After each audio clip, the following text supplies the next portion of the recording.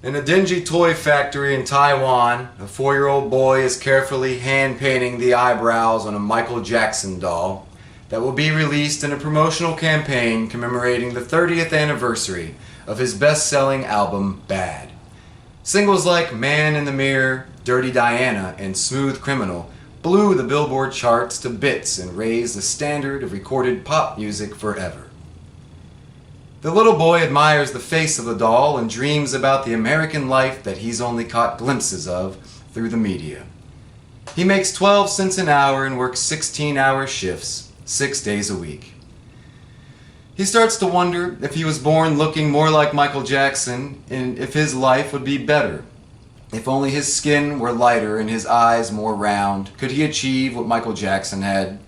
He's too young, of course, to comprehend the fact that Michael grew so increasingly insecure about his natural appearance that he underwent expensive, dangerous, painstaking surgeries to augment his face and complexion until he didn't resemble the little Michael that some of us grew up with at all.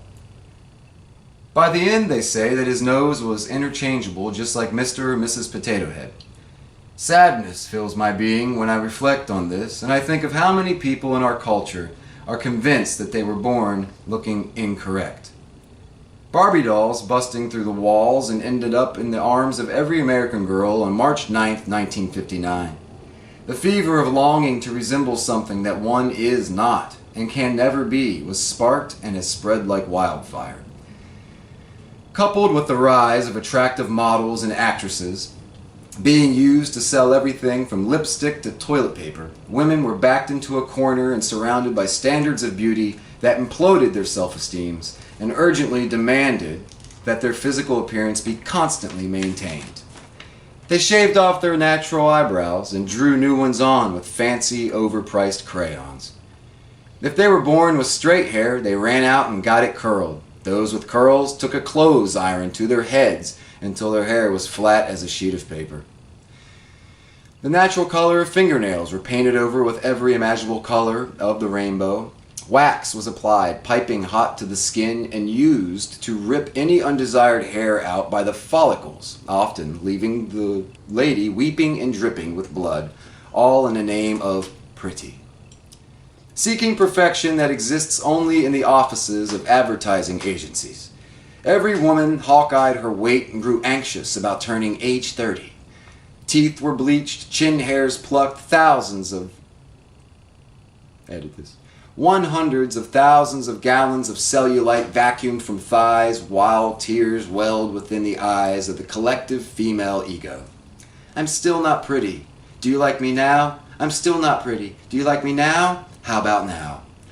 Teenage girls stuffing Kleenex up into their training bras to appear older and more well-endowed than they really are, racing each other to grow up until 29 years old. The day before their birthday, they cry to Mother Nature to hit the brakes, please. Hit the brakes on the natural, linear, unavoidable aging process of human beings and beg, please don't let me turn 30. Please don't let me turn 30. All the while, Mrs. Bigfoot trots all about the glorious North American continent, sitting quietly, content with her bushy bodily hair, ignorant to her exact weight, and certainly couldn't comprehend having a fear of turning age 30. On occasion, perhaps, she finds a twig or a bug stuck in her fur and will spend the necessary time to untangle it for the sake of comfort. Pruning and casual grooming are natural downtime behaviors for any creature. It's the obsession over it to ultimately profit the demonic cosmetics industry that should be considered the enemy. It has short-circuited our original instincts, guys and girls alike, to be fair. The hippie movement was aimed in the right direction, but was half-assed when all is said and done. The hippies have fallen short of the true glory of Mrs. Bigfoot. Mrs. Bigfoot thinks that supermodels are ugly and stinky. Mrs. Bigfoot thinks that they look like the abandoned bones of a possum that some creature defecated some berries on. All those bright colors and those waifish skeletal figures. Skinny translates in Miss Bigfoot's language as probably going to die very soon. She wouldn't think of shaving off her eyebrows. They keep dirt out of her eyes. She's thankful to have them. She couldn't imagine life without them and wouldn't see any point in considering having them removed. In fact, Mrs. Bigfoot resembles one big fluffy brown eyebrow, and she is proud of it, struts with confidence through the woods, squatting to pee whenever, wherever, and never worries about her carb intake.